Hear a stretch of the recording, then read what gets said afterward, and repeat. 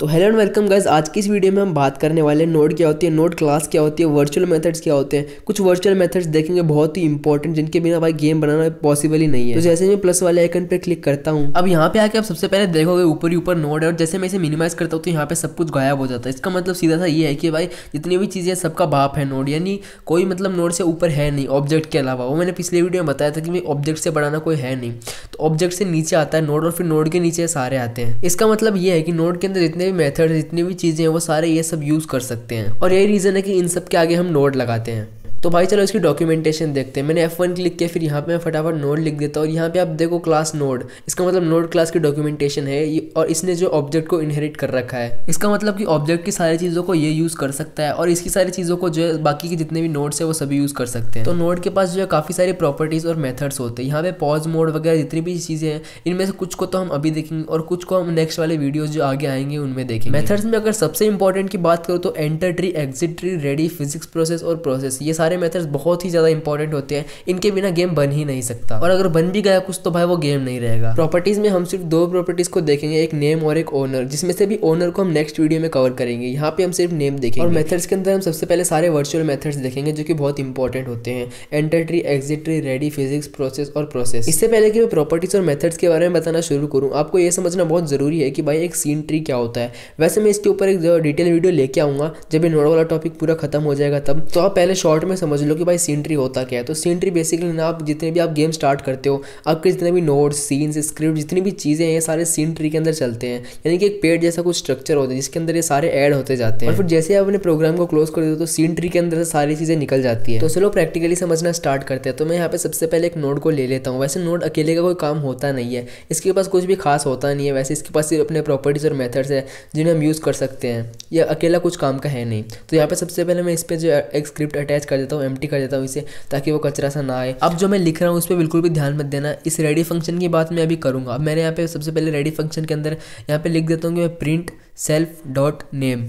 इससे क्या होगा कि भाई सेल्फ का मतलब तो ये होता है कि भाई खुद, ठीक है। एक्सटेंड्स नोड है तो नोड का मतलब है नोड खुद, सेल्फ। और डॉट का मतलब आपको नहीं पता, डॉट का मतलब आप का लगा सकते हो कि भाई हम हिंदी में बोलते हैं ना का, इसका मतलब सेल्फ का नेम। सेल्फ कौन है? नोड, नोड का नेम। और ये जो नेम है ये वही है, नोड का नाम ही है, जो कि कंसोल के अंदर प्रिंट हो जाएगा जैसे ही रेडी फंक्शन रन होगा। अब ये रेडी फंक्शन कब रन होता है इसकी बात हम थोड़ी देर बात करेंगे। तो जैसे मैं सीन को रन कराता हूँ यहाँ पे प्ले बटन को दबा के या फिर F6 दबा के, तो यहाँ पे आप कंसोल के अंदर देख सकते हो कि भाई नोड प्रिंट हो चुका है। अब ये नाम जो हमने इसी का लिया था, जो लेफ्ट साइड में लिखा हुआ है जहाँ पे हमने जो नोड को ऐड किया था, अगर मैं उस नाम को चेंज कर दूंगा तो भाई नाम हमारे पास यहाँ पे चेंज हुआ, प्रिंट होगा। इसी चीज़ को और अच्छे से समझने के लिए मैं इस नोड के दो चाइल्ड सिलेक्ट कर लेता हूँ, उन्हें भी मैं नोड ही रख देता हूँ। तो यहाँ पे मैंने चाइल्ड ऐड कर दिया और उनका नाम N1 और N2 रख दिया। अब उन दोनों पे हम स्क्रिप्ट अटैच कर देते हैं सेम नेम वाले फंक्शन के साथ, उसी रेडी वर्चुअल मेथड के अंदर।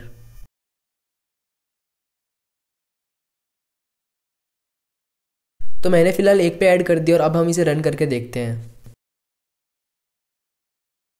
तो यहाँ पे देखो N1 और नोड जो है दोनों प्रिंट होके आ गए हैं। अगर मैं यही स्क्रिप्ट N2 वाले नोड में भी अटैच कर दूँ तो उसका भी नाम साथ में प्रिंट हो जाएगा।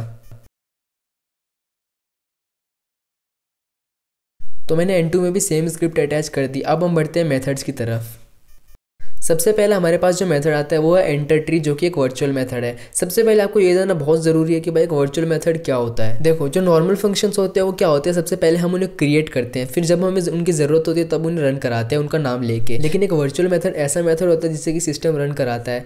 इसका ना एक फिक्स टाइम होता है कि भाई कब रन होगा। यहाँ पे हम मुझे पढ़ भी सकते हैं डॉक्यूमेंटेशन में कि ये कब कब रन होगा, एक बार रन होगा कि बार बार, ये सब कुछ डॉक्यूमेंटेशन में लिखा होता है। अब अगर एंटर ट्री की बात करें तो ये तभी रन होता है जब कोई नोड जो है सीन ट्री के अंदर ऐड होता है। इसका मतलब कि जब हम अपना गेम स्टार्ट करते हैं तब ये रन होता है। लेकिन ऐसा हम सिर्फ तब तक मान सकते हैं जब तक हम कोई नोड जो है स्क्रिप्ट से अटैच ना कर रहे हो, क्योंकि उसका एंटर ट्री तभी रन होगा जब वो सीन ट्री के अंदर ऐड होगा। मतलब कि जब हम उसे स्क्रिप्ट की मदद से ऐड कराएंगे तभी उसका एंटर ट्री रन होगा। अगर पेरेंट और चाइल्ड सभी के पास एंटर ट्री मेथड है तो क्या होगा कि पेरेंट का सबसे पहले एंटर ट्री रन होगा, उसके बाद जो उसके चाइल्ड है उनका रन होगा। इसका मतलब कि जो नोड है लेफ्ट साइड में उसके दो चाइल्ड है N1 और N2। अगर हम तीनों की स्क्रिप्ट के अंदर एंटर ट्री रन करें तो सबसे पहले एंटर ट्री रन होगा हमारे सबसे ऊपर जो पेरेंट है उनका, यानी कि नोड का जो एंटर ट्री है वो फंक्शन सबसे पहले रन होगा और उसका नाम सबसे पहले प्रिंट होगा। उसके बाद होगा N1 और N2। तो चलो हम फटाफट रेडी को रिप्लेस करते हैं एंटर ट्री से।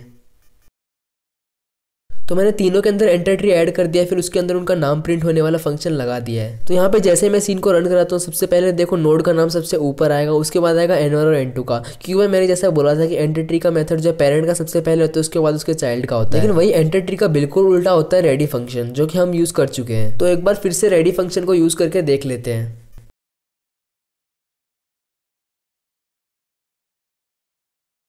अब जब मैं रेडी फंक्शन के अंदर सेम चीज़ रन कराने की कोशिश करूंगा, तो यहाँ पे देखो चाइल्ड का नाम सबसे पहले आएगा, यानी कि N1 और N2 का नाम सबसे पहले आता है और नोड का बाद में आता है। क्योंकि भाई रेडी का मतलब ये होता है कि भाई हाँ चाइल्ड सीन ट्री में ऐड हो गए हैं, रेडी हो गए हैं, और जितने भी चिल्ड्रन है उन सभी का रेडी फंक्शन रन होने के बाद लास्ट में होता है पेरेंट का। अब सवाल आता है कि भाई एंटर ट्री और रेडी वर्चुअल मेथड दोनों सेम सा काम करते हैं, तो इनमें से यूज कौन सा करना चाहिए। तो भाई जब आपका गेम बहुत ज़्यादा कॉम्प्लिकेटेड होता है, तब ये आपको सोचने की जरूरत पड़नी चाहिए। अभी आप कोई सा भी यूज़ कर सकते हो, दोनों का सेम काम है, बिल्कुल आपको मतलब कोई भी दिक्कत नहीं होने वाली, इनमें से कोई सा यूज कर लो चाहे। अब भाई एग्जिट ट्री वर्चुअल मेथड तभी रन होता है जब कोई नोड ना सीन ट्री के अंदर से निकल रहा हो, या फिर स्क्रिप्ट की मदद से रिमूव चाइल्ड करके उसे निकाल रहे हो, जिसकी बात हम नेक्स्ट वाले वीडियो में करेंगे। अभी के लिए सीधा समझ लो कि भाई जब भी आप अपने प्रोग्राम को क्लोज करोगे तभी ये रन होगा। चलो इसे एक बार यूज करके समझते हैं। तो यहाँ पे मैंने सिर्फ नोड वाली स्क्रिप्ट के अंदर एग्जिट ट्री वाला मेथड यूज किया है, और अब जैसे मैं इसे रन कराता हूँ, अब देखो N1 और N2 तो प्रिंट हो चुका है, बट नोड प्रिंट नहीं हुआ, क्योंकि उसका नाम तभी प्रिंट होगा जब एग्जिट ट्री वाला कॉल होगा, और एग्जिट ट्री तभी कॉल होगा जब ये क्लोज होगा। जैसे मैं इसे क्लोज करता हूँ, यहाँ पे आप देखो नीचे नोड प्रिंट हो चुका है। उम्मीद है आपको सब कुछ समझ में आया। अगर नहीं समझ में आया तो भाई कमेंट कर देना, मैं रिप्लाई करने की पूरी कोशिश करूंगा। अब हम बढ़ते हैं अगले वर्चुअल मेथड की तरफ, जो है फिजिक्स प्रोसेस, जो कि अपने ब्रैकेट के अंदर जो डेल्टा पैरामीटर लेता है, जो कि बेसिकली टाइम की वैल्यू देता है सेकंड्स के अंदर। अब सवाल आता है कि भाई फिजिक्स प्रोसेस कब स्टार्ट होता है। तो मैं आपको बताता हूँ कि भाई फिजिक्स प्रोसेस जब आप गेम स्टार्ट करोगे, ये बार बार रन होता रहेगा, यानी एक सेकंड में 60 टाइम रन होता है फिजिक्स प्रोसेस वाला मेथड, और जो टाइम है वो आपको डेल्टा के अंदर मिल जाएगा। इसका मतलब कि अगर आपको अपने कोड के अंदर टाइम से कुछ रिलेशन चाहिए, तो उसके लिए आपको फिजिक्स प्रोसेस यूज करना पड़ेगा। तो चलो एक कोड का एग्जाम्पल लेके देखते हैं, आपको सब कुछ समझ में आ जाएगा।